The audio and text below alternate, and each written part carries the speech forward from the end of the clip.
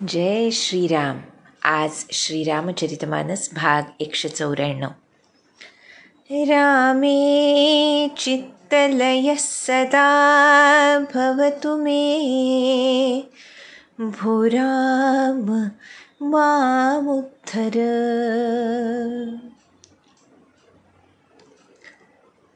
चित्तलय साधण्यासाठी जो चित्तावर साठलेला मळ दूर करायचा साधनेनं, त्यासाठी गुरुप्रदत्त नाम आहे असं आम्हाला सद्गुरू सांगतात.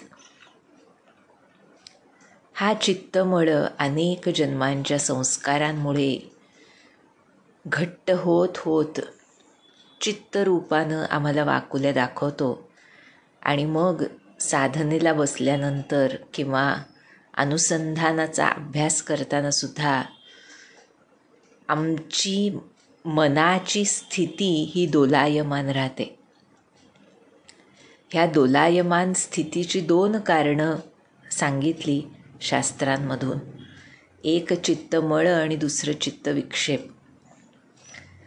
ही दोन्हीही कारणं आमच्या जीवभूत अहंकाराचं प्रकट स्वरूप असतं आणि हाच जीवभूत अहंकार विविध षड्रिपूंच्या द्वारे आम्हाला पीडत असतो. यामध्ये साधन करत असताना अभ्यास योगयुक्तेनं जसं भगवंतांनी गीतेत सांगितलं तसं अभ्यासपूर्वकच आम्हाला हा चित्तमळ काढण्याचा प्रयत्न नामस्मरणासोबत करावा लागतो. सद्गुरूंनी सांगितलेल्या मार्गावर राहून सद्गुरूंची वचनं कोणत्या प्रकारानं आम्ही स्वार्थमुक्त होऊ शकू याकडे आम्हाला घेऊन जात असतात. कारण स्वार्थ हाच जीवभूत अहंकाराचं प्रकट स्वरूप आहे, जो विविध षड्रिपूंच्या द्वारे आम्हाला ग्रासतो आणि त्याचं प्रकटीकरण होत असतं. त्यामुळे हे सर्व सद्ग्रंथ आम्हाला त्या निस्वार्थ बुद्धीकडे, मुख्यतः रामायणाचा ग्रंथ, बाकीच्या ग्रंथांबद्दल इतकं छातीठोकपणे कदाचित सांगता येणार नाही खरोखर, पण रामायण हा ग्रंथ असा आहे, तुलसी रामचरितमानस हा ग्रंथ असा आहे की त्यातली प्रत्येक व्यक्तिरेखा आम्हाला हा चित्तमळ कसा काढायचा ह्याचा वस्तुपाठ देत असते. आणि हा वस्तुपाठ आपण कालच्या भागामध्ये बघितलं की कौसल्या माता पुन्हा एकदा आम्हाला देते.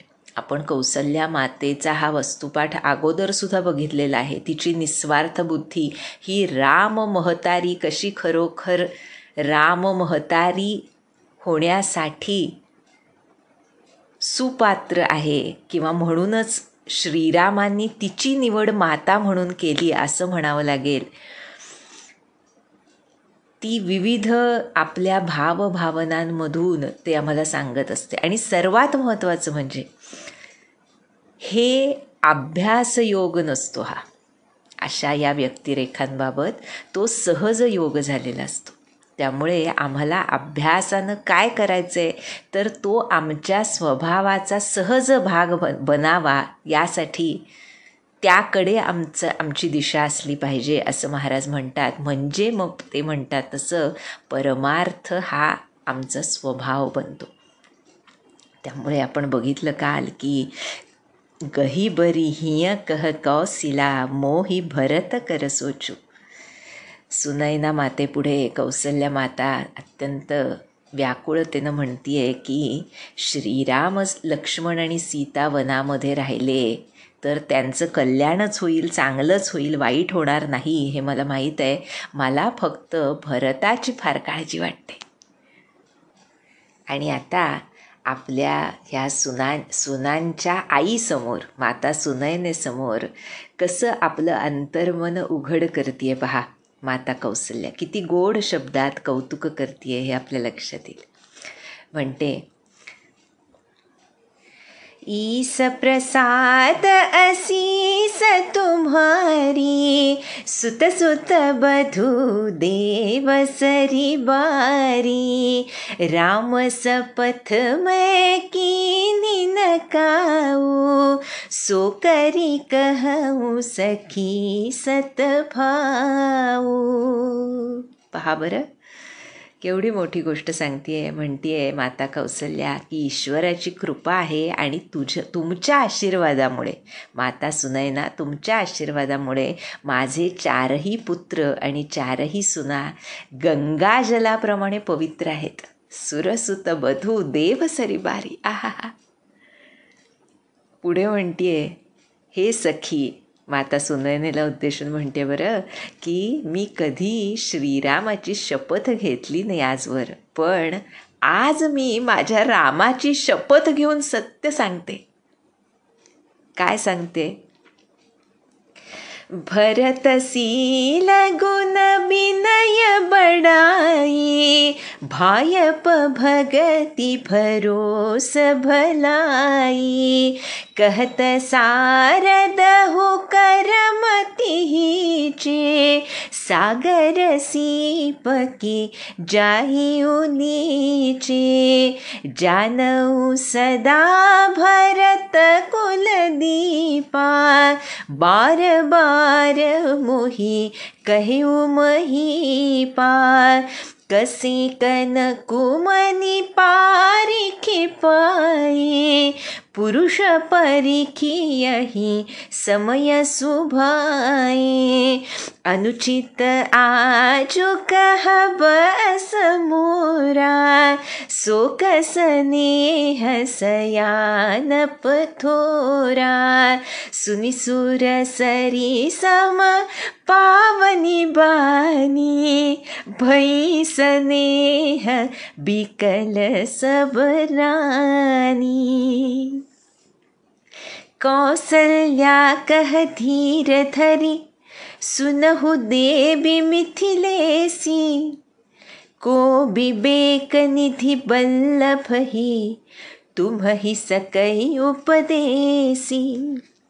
रानी रायसन अवसर पाई, अपनी भांति कहब समुझाई, रखियहि लखनु भरत गवनहि बन, जो यह मत मानई महीप मन, तो भल जतनु करब सुविचारी, मोरे सोचु भरत कर भारी, गूढ़ स्नेह भरत मन माही, रहे नीक मोही लागत नाही.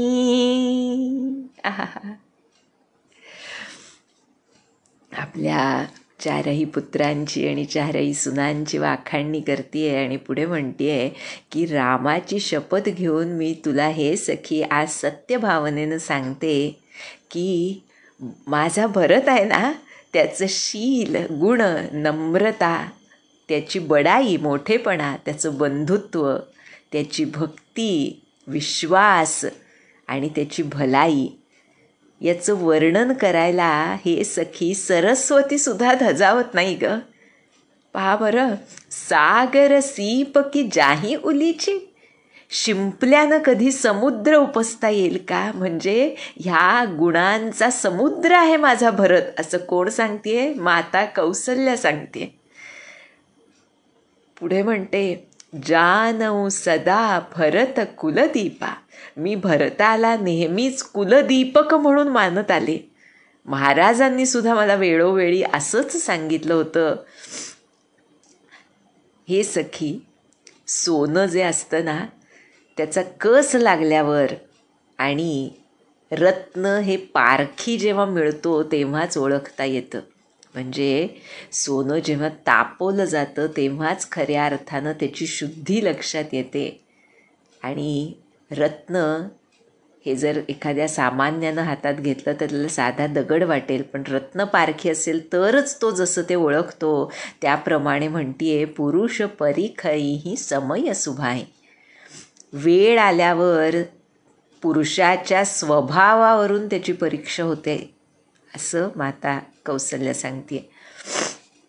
पण आज मी असं म्हणणं योग्य नव्हे, कारण शोक आणि प्रेम असलं की शहाणपण कमी होतं. सयानप थोरा, म्हणजे लोक म्हणतील की मी प्रेमाधिक्यामुळं भरताचं कौतुक करते, त्याची प्रशंसा करते, असं लोक म्हणतील. त्यामुळे कदाचित आज मी असं म्हणणं योग्य नव्हे. पण मी आजवर कधी रामाची शपथ घेतली नाही. हे सर्व जे मी भरताबद्दल सांगते ते मी रामाची शपथ घेऊन सत्य सांगते, असं माता कौसल्या सुनयना मातेसमोर म्हणते. आणि कौसल्येची ती गंगे समान पवित्र वाणी ऐकून सुनी सुरसरी सम पावनी बानी, आहा, सर्व राण्या माता सुनयनेसह प्रेमानं व्याकुळ झाल्या. पुन्हा माता कौसल्या धीर धारण करून म्हणतीये, हे देवी मिथिलेश्वरी, म्हणजे माता सुनयनेला म्हणतीये की तुमचे पती कोण आहेत आम्हाला माहिती आहे. विवेक निधी, विवेक ज्ञानाचे निधी भांडार असलेले श्री जनक हे तुमचे पती आहेत. त्यांची तुम्ही पत्नी आहात. त्यामुळे तुम्हाला कोण बरं उपदेश करू शकेल. पण हे राणी, थोडा वेळ मिळताच सवड काढून तुम्ही राजा जनकांना आपल्याकडून जसं समजावून सांगता येईल तसं सांगावं की लक्ष्मणाला घरी ठेवून घ्यावं आणि भरतानं वनात जावं. जर राजांना ही गोष्ट पटली तर थोडा विचार करून असा प्रयत्न करावा, हे तुम्ही राजा जनकांना सांगावं, असं माता कौसल्या माता सुनयनेला सांगते. कारण पुढे पुन्हा म्हणते, मोरे सोचू भरत कर भारी. त्या प्रसंगानंतर भरत परत आल्यानंतर तिथं वनात येईपर्यंत त्याची भावदशा, त्याची व्याकुळता सर्वात जास्त कुणी जर अनुभवली असेल, बघितली असेल पदोपदी, तर ती म्हणजे माता कौसल्य. तिच्या इतकं भरताला तिथं जाणणारा दुसरा कुणी नाही रामांशिवाय. त्यामुळे इथे भरताची मला मोठी काळजी वाटते, कारण गूढ स्नेह भरत मनमाही. भरताच्या मनामध्ये अतिशय गूढ असं प्रेम आहे श्रीरामांविषयी. त्यामुळे त्यानं घरी राहण्यामध्ये मला भलं वाटत नाही. त्याच्या जीवाची मला भीती वाटते. पहा बरं, केवढी ओळखून आहे माता कौसल्या. पुढे आहेच तो प्रसंग नाही का, की भरत घरी राहिला तर तो जीवाचं काहीतरी बरं वाईट करून घेईल. त्यामुळे भरताच्या काळजीनं मला वाटतं की लक्ष्मणानं घरी जावं आणि भरतानं वनामध्ये राहावं रामासोबत. आणि ही सरळ वाणी माता कौसल्याची ऐकून लखी सुभाऊ सुनी सरल सुबानी, सब भई मगन करुण रसरानी, नभ प्रसून झरी धन्य धन्य धुनी, शिथिल स्नेह सिद्ध जोगी मुनी, सबुर निवासु बिथकी लखी रहेऊ, तब धरी धीर सुमित कहेऊ, देवी दंड जुग रामिनी बीती, राम मातु सुनी उठी सप्रीती, बेगी पाऊ धारिय थलही कह स्नेह सती भाय, हमरे तो अब ईस गति कई मिथिलेस सहाय. अशा रीतीनं माता कौसल्याचा स्वभाव, तिचं भरताबद्दलचं प्रेम, तिच्या स्वभावाची सरळता आणि गोड वाणी ऐकून सर्व राण्या तिथल्या करुणारसामध्ये बुडून गेल्या. आकाशातून पुष्पवृष्टी होऊ लागली आणि धन्य धन्य असा ध्वनी होऊ लागला माता कौसल्यासाठी. बरं का, सिद्ध योगी मुनीसुद्धा त्या प्रेमामुळं गलितगात्र झाले म्हटले. शिथिल स्नेह जणू शिथिल होऊन गेले, स्तब्ध होऊन गेले. सारा राणी वसा तिथला निस्तब्ध झाला. तेव्हा सुमित्रा मातेनं धीर धारण करून म्हटलं, हे देवी, 2 घटका रात्र सरली आहे. हे ऐकून श्रीराम माता उठली आणि अतिशय सद्भावानं, अत्यंत प्रेमानं म्हणाली माता सुनयनेला की आता लवकर तुम्ही मुक्कामाला जा. आता आम्हाला ईश्वरच गती आहे आणि मिथिलेश्वर जनकच सहाय्य करणारे आहेत. आणि आता लखी स्नेह सुनी बचन बिनीता, जनक प्रिया गह पाय पुनीता, देवी उचित असी विनय तुम्हारी, दशरथ घरी निराम महतारी. कौसल्या मातेचं प्रेम आणि तिचे गोड विनम्र असे शब्द ऐकून जनक महाराजांची प्रिय पत्नी माता सुनैना तिनं कौसल्येचे पाय धरले आणि म्हणाली, हे देवी, तुम्ही राजा दशरथांची राणी आहात आणि श्रीरामांची माता आहात, त्यामुळे तुम्हालाच ही नम्रता विनय शोभून दिसतो. पुढे म्हणतीये माता सुनैना, प्रभु अपने नीच हूँ आदरही, अग्नि धूम गिरि सिर तिनु धरही, सेवकुराउ करम बन बानी, सदा सहाय महेशु भवानी, रौरे अंग जोगु जग को है, दीप सहाय की दिनकर सो है, राम जाई बनु करी सुर काजू, अचल अवधपुर करिहि राजू, अमर नाग नर राम बाहुबल, सुख बसिहि अपने अपने थल, यह सब जाग बलिक कहि राखा, देवी न होय मुधा मुनि भाषा. अस कहि पग परि प्रेम अति, सिय हित बिनय सुनाई, सिय समेत सिय मातु तब, चली सुआय सुपाई. माता सुनैना म्हणतीये की प्रभू श्रीराम आपल्या सामान्य साध्या माणसांचा सुद्धा आदर करतात. एवढा अग्नी कसा असतो तर तो धुराला मस्तकी धारण करतो, पर्वत जो असतो तो गवताला आपल्या मस्तकी धारण करतो. म्हणजे श्रेष्ठ व्यक्ती हे आपल्यापेक्षा कनिष्ठ असले तरी त्यांना शिरोधार्य करतात, त्यांचा आदर करतात. आणि आता म्हणते काय नम्रता आहे पहा माता सुनैनेची. प्रत्यक्ष जनकपत्नी आहे ती, पण तरी म्हणते की आमचे राजे तर म्हणजे महाराज जनक तर कर्म मन वचन यांनी तुमचे सेवक आहेत, आणि श्री महादेव आणि पार्वती हे नित्य सहाय्यभूत आहेत तुमच्यासाठी. त्यामुळे तुमचा सहाय्यक होण्याजोगा जगात कोण आहे? दिवा जर सूर्याला मदत करायला गेला तर शोभेल का? एका दृष्टीनं माता सुनैना धीर देतीये की रामचंद्र वनामध्ये जाऊन देवांचं कार्य पार पाडतील आणि अयोध्येला येऊन दीर्घकाळ राज्य करतील. देव नाग मनुष्य हे सर्व श्रीरामांच्या बाहुबलावर आपापल्या लोकी सुखानं नांदतील. हे सर्व माता सुनैना सांगतेय की आम्हाला याज्ञवल्क्य मुनींनी पूर्वीच सांगून ठेवलं आहे, त्यामुळे हे देवी मुनींचं वचन कधी खोटं होत नाही. असं माता कौसल्येला एक प्रकारे समजावून तिला धीर देऊन आणि अतिशय प्रेमानं पगपरी पाया पडली माता कौसल्येच्या. आणि सीतेच्या मातेनं म्हटलंय, सिय समेत सिय मातु तब चली. सीतेच्या माता सुनैना सीतेला आपल्याबरोबर घेऊन जाण्याची विनंती केली. त्यांना तिच्या सासूंना विनंती केली की मी माझ्या लेकीला घेऊन जाऊ का? आणि मग त्यांची आज्ञा मिळाल्यावर ती सीतेला घेऊन आपल्या मुक्कामी निघाली. बरं का, आता सीता माता आपल्या आईबरोबर आपले माता पिता जिथे उतरलेत तिथे जातीये.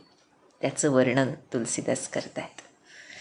म्हणाले, प्रिय परिजन ही मिली बेदेही, जो जेहि जोगु भांति तेहि तेहि, तापस बेश जानकी देखी, भासबु बिकल विषाद विशेषी, जनक राम गुर आय सुपाई, चले थलहि सिय देखी आई, लीन्ही लाई उर जनक जानकी, पाहुनी पावन प्रेम प्राण की. माता सीता जेव्हा आपल्या मातेबरोबर आपल्या सर्व प्रिय कुटुंबियांकडे गेली, तेव्हा त्यांना भेटली सर्वांना. तापस बेश जानकी देखी, भासबु बिकल विषाद विशेषी. राजकन्या आहे माता जानकी.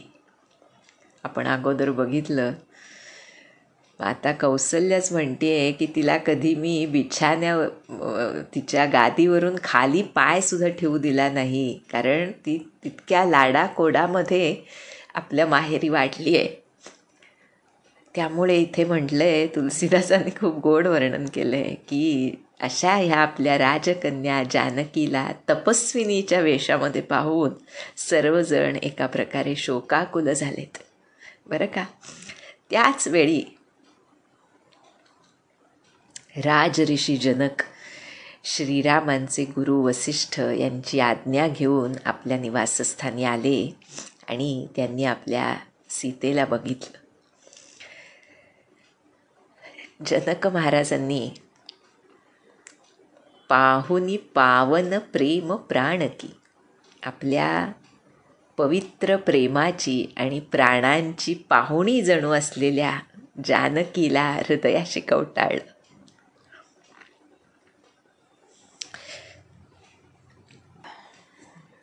आता ही सिद्ध कन्या आणि ज्ञानसिद्ध पिता यांच्यातला संबंध तुलसीदासांनी वर्णन केला आहे, त्यांच्यातला संवाद वर्णन केला आहे.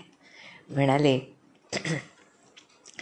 उर उमगेऊ अंबुधी अनुरागू, भयवु भूप मनु मनहु पयागू, सिय स्नेह बटु बाढ़त जोहार, तापर राम प्रेम शिशु सोहा, चिरजीवी मुनि ज्ञान बिकल जनु, बुडत लहे बाल अवलंबनु, मोह मगन मति नहीं विदेह की, महिमा सिय रघुबर स्नेह की. जनक महाराजांच्या मनामध्ये अंबुधी अनुरागू, अनुरागाचा प्रेमाचा अंबुधी सागर उसळतोय. राजांचं मन जणू प्रयाग बनलंय आणि त्यामध्ये, त्या प्रेमसागरामध्ये प्रयागाच्या आदिशक्ती सीतेच्या अलौकिक प्रेमरूपाचा अक्षयवट जणू फुलताना, पल्लवित होताना ते बघतायत. आणि काय गोड वर्णन केलंय पहा, फार सुंदर आहे पहा. ज्ञानभक्तीचा संगम तुलसीदासांच्या वाङ्मयामधला, की त्या सीतेच्या प्रेमरूपी वटवृक्षावर श्रीरामांचं प्रेमरूप बालक शोभून दिसत होतं. आहा, तापर राम प्रेम शिशु सोहा. बरं का, कसं म्हणजे प्रलयसागरात जसे वटपत्रावर भगवंत पहुडलेले असतात, तसं म्हणतायत सीतेच्या प्रेमरूपी वटवृक्षावर श्रीरामांचं प्रेमरूप बालक शोभून दिसत होतं. असं बघून त्यांच्या मनामध्ये प्रेमसागर उसळतोय. आणि जनकांचे ज्ञानरूपी चिरंजीव म्हटलंय बरं का. ज्ञानरूपी पुत्र जणू मार्कंडेय ऋषी असावेत आणि त्यांनी व्याकुळ होऊन बुडता बुडता जणू श्रीरामरूपी बालकाचा आधार मिळाल्यानं वाचावेत, तशी स्थिती जनकांच्या ज्ञानाची झाली असं म्हटलंय. पुढे म्हणतायत, खरं तर मोह मगन मती नही विदेहकी. फार महत्त्वाचं आहे बरं. ही मोहामुळे झालेली गती नाही, स्थिती नव्हे. ज्ञान शिरोमणी विदेह राजाची बुद्धी मोहामध्ये पडलेली नव्हती. आपण जे कालच्या भागात म्हटलं, मोह आणि प्रेम यामध्ये फरक आहे. आणि म्हणूनच त्याचं कारण सांगतायत तुलसीदास, महिमा सिय रघुबर सनेह की. हा केवळ श्री सीतारामांच्या प्रेमाचा महिमा आहे. त्यामुळे म्हणतायत त्यांच्यासारख्या ज्ञानाचं ज्ञानसुद्धा विरून गेलं.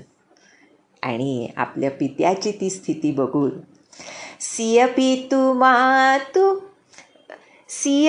मातु स्नेह बस, बिकलन सकी संभारी, धरनी सुता धीरजु धरिहु, समवु सुधरमु बिचारी. माता पित्याच्या त्या आत्यंतिक प्रेमामुळे आमची माता सीता व्याकुळ झाली आहे.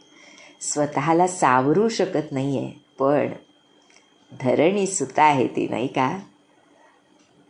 तितिक्षेचं प्रतिरूप असलेली धरणी, म्हणजे कोणत्याही प्रकारचा आघात सहन करण्यामध्ये अग्रणी अशी पृथ्वी माता, तिची कन्या आहे ना आमची माता सीता. त्यामुळे म्हणतायत अशी धैर्यवती पृथ्वीची कन्या सीता, तिनं प्रसंगानुरूप आणि धर्मसंगत धैर्य धारण केलं.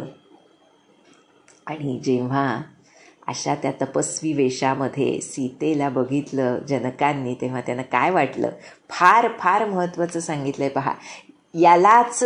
यामधूनच त्यांचं ते प्रेम आहे आणि मोह नाही, ममता नाही, आसक्ती नाही हे सिद्ध होतं. पहा बरं, म्हणाले, तापस वेश जनक सिय देखी, भयवु प्रेमु परितोषु विशेषी, पुत्री पवित्र किए कुल दो, सुजस धवल जगु कह सबु को, जिति सुर सरी कीरति सरी तोरी, गवनु कीन्ह विधि अंड करोरी, गंग अवनी थलतीनि बड़े, एहि किए साधु समाज घनेरे. तापस वेशामध्ये आपल्या लाडक्या सीतेला बघून जनकांना भयवु प्रेमु परितोषु विशेषी, विशेष प्रेम आणि समाधान वाटलं, आनंद वाटला, परितोष झाला, संतोष झाला. काय म्हणाले? बाळा, तू दोन्ही कुळांना पवित्र केलंस. तुझ्या निर्मळ अशा कीर्तीनं सबंध जग उजळलंय असंच सर्वजण म्हणतायत. तुझ्या कीर्तिरूपी जी नदी आहे तुझी, ती गंगेला सुद्धा तिनं जिंकलंय. एका नव्हे तर कोट्यवधी ब्रह्मांडातून तुझी कीर्तिरूपी नदी वाहत चालली आहे. पहा बरं, महाराज जनक म्हणतायत की गंगेनं पृथ्वीवर हरिद्वार, प्रयागराज आणि गंगासागर यांना महान तीर्थ बनवलं. पण बाळा, तुझ्या या कीर्ती नदीनं अनेक संत समाजरूपी तीर्थस्थानं निर्माण केली आहेत. आहा, माते सर्व तुझी बालके आपण जे म्हणतो, ती ही संत समाजरूपी बालकं आहेत आमच्या सीता मातेची. त्यामुळे तुझ्या ह्या कीर्ती नदीमुळे, त्या पावन गंगा समान प्रवाहामुळे कीर्तीच्या तुझ्या संत समाजरूपी तीर्थस्थानं निर्माण झाली आहेत. एही किये साधू समाज घनेरे. आणि हे ऐकून पितु कह सत्य स्नेह सुबानी, सिय सकुच महु मनहु समानी, पुनि पितु मातु लीन्ही उरलाई, सिख आशीष हित दीन्ही सुहाई, कहती नसीयस कुची मन माही, इहा बस रजनी भल नाही, लखी रुखरानी जनाय उराऊ, हृदय सराहत सीलु सुभाऊ. बार बार मिली भेटीसिय, बिदा कीन्ही सन्मानी, कही समय सिर भरत गती, राणी सुबानी सयानी. जनक महाराजांनी प्रेमानं सत्यच सांगितलं सीतेबद्दल, पण आपलंच मोठेपण आपल्या पित्याकडून ऐकून सीतामाता संकोचात बुडून गेली. पुन्हा पुन्हा माता पित्यांनी तिला उराशी धरलं, अत्यंत हितकारक असा उपदेश केला, आशीर्वाद दिला. संकोचानं सीतामातेला काही बोलता येईना, पण तिच्या मनामध्ये संकोच हा होता की रात्री इथेच उपस्थित असलेल्या सासूंची सेवा करणं सोडून इथं माता पित्याजवळ राहणं योग्य नाही. पहा बरं सीतामातेचा शील स्वभाव. उगीच जनक महाराज म्हणाले नाहीत की संत समाजरूपी तीर्थस्थानं निर्माण झाली. पावित्र्य आणि सरलता आणि धर्मनिष्ठा आणि तितिक्षा अशा अनेक गुणांनी, त्यांचं वर्णन करणंच शक्य नाही, अशा गुणांनी युक्त आमची माता म्हणतीये की इथं राहणं योग्य नाही, कारण सासूंची सेवा न करता माता पित्याजवळ आनंदानं राहणं, कारण इथे आत्ता सासू उपस्थित आहेत माझ्या.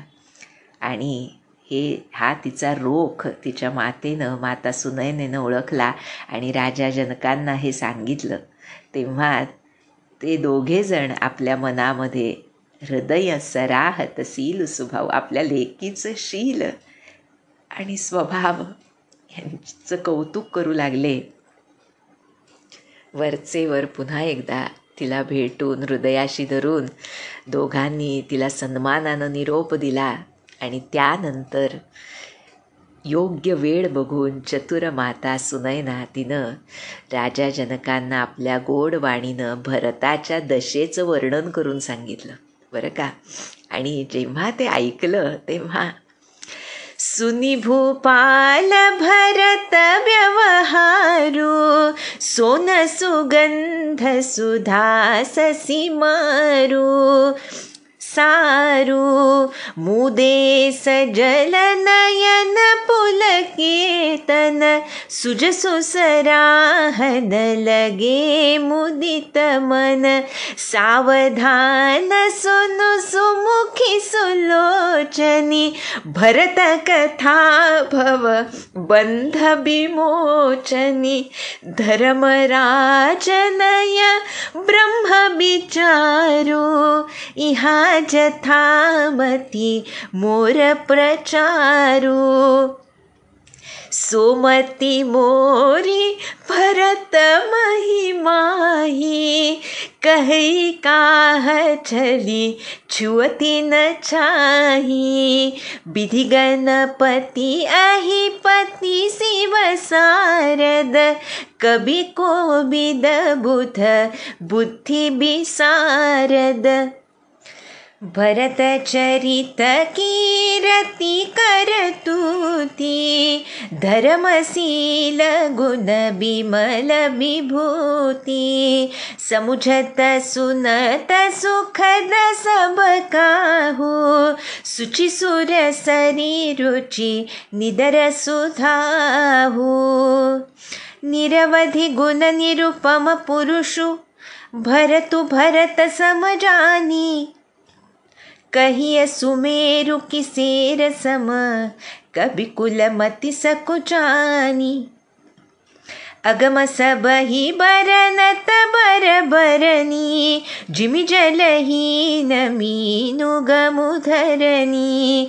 भरत अमित महिमा सुनुरानी, जानहि रामुन सकहि बखानी, बरनी सप्रेम भरत अनुभाऊ, त्यजिया की रुचि लखी कहराओ, बहुरही लखनु भरतु बन जाही, सब कर भल सबके मन माही.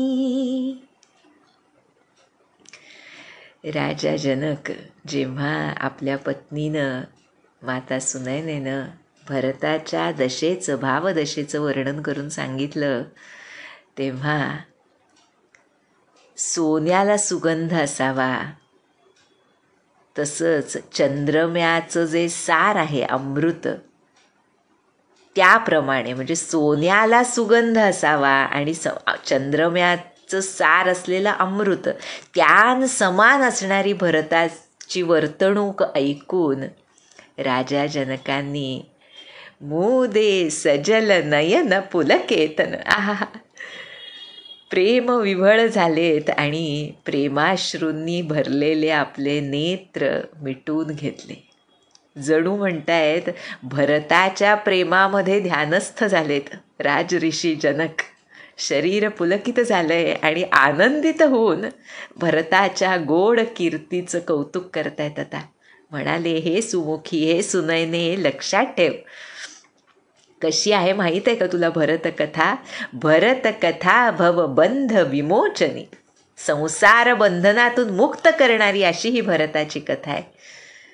धर्म, राजनीती आणि ब्रह्मविचार या तिन्ही विषयांमध्ये जथामती माझ्या बुद्धीप्रमाणे मला थोडीफार गती आहे, अशी ती माझी बुद्धी भरताच्या महिम्याचं काय वर्णन करणार. माझी बुद्धी कोण बोलतंय? राजऋषी जनक बोलतायत की चुकून सुद्धा माझी बुद्धी त्याच्या भरताच्या सावलीला सुद्धा स्पर्श करू शकत नाही ग.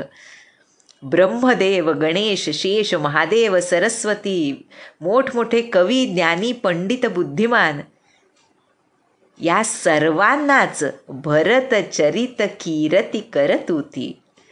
भरताचं चरित्र या सर्वांसाठी कीर्ती, धर्म, शील, गुण आणि निर्मळ असं ऐश्वर्य हे गुण समजून घेण्यानं आणि ऐकण्यानं सुख देणारं असं ते चरित्र आहे. कसं आहे माहीत आहे का तुला भरताचं चरित्र? पावित्र्यामध्ये गंगेला आणि माधुर्यामध्ये अमृताला सुद्धा मागं टाकणार आहे. अनंत गुणांनी युक्त आणि सर्व उपाधींनी रहित असा हा पुरुष आहे भरत. भरतू भरत समजानी, ह्याला दुसऱ्या कोणाची उपमा देता येत नाही म्हणतायत महाराज जनक. भरतासारखा भरतच आहे असं समज. सुमेरू पर्वताला कधीतरी तराजूमध्ये तोलता येईल का? त्यामुळे त्याला कुणा दुसऱ्या पुरुषाची उपमा देताना भरताला मोठमोठ्या कवींची बुद्धीसुद्धा संकोच पावते. अशा ह्या भरताच्या महिम्याचं वर्णन करणं हे जलरहित पृथ्वीवर माशानं चालण्यासारखं अशक्य आहे, अगम्य आहे सर्वांसाठी. जिथे पाणीच नाही तिथं मासा चालू शकतो का? तर नाही. त्याप्रमाणे भरताच्या महिम्याचं वर्णन करणं शक्य नाही, अगम्य आहे त्याचा महिमा. पण जानही रामो न सकही बखानी. पहा बरं, भरताचा अपार महिमा फक्त श्रीरामच जाणतात, पण ते सुद्धा त्याचं वर्णन करू शकत नाहीत. म्हणूनच प्रभूंनी सांगितलं ना, जसं तू म्हणशील तसं. अशा रीतीनं भरताच्या प्रभावाचं, प्रेमाचं वर्णन करून आणि मग पत्नीच्या मनामधली इच्छा बघून राजे म्हणतायत जनक की लक्ष्मणानं परत जावं आणि भरतानं वनात राहावं, यामध्ये सर्वांचं भलं आहे आणि हेच सर्वांच्या मनात आहे असं तू म्हणतीयस. माता कौसल्येनं हे तुला सांगायला सांगितलं आहे. पण आता राजऋषी जनक आपल्या नीती, धर्म, प्रेम, विराग ह्या सर्वांचं सहाय्य घेऊन काय सांगतात पुढे आणि श्रीराम भरत प्रेमाविषयी काय सांगतात, योग्य धर्म काय आहे याबद्दल काय सांगतात, याचं अत्यंत सुंदर वर्णन आम्हाला आमचं आयुष्य कसं जगावं यासाठी तुलसीदास सांगतायत. ते आपण पुढच्या भागामध्ये बघूया. जानकी जीवन स्मरण. जय जय राम.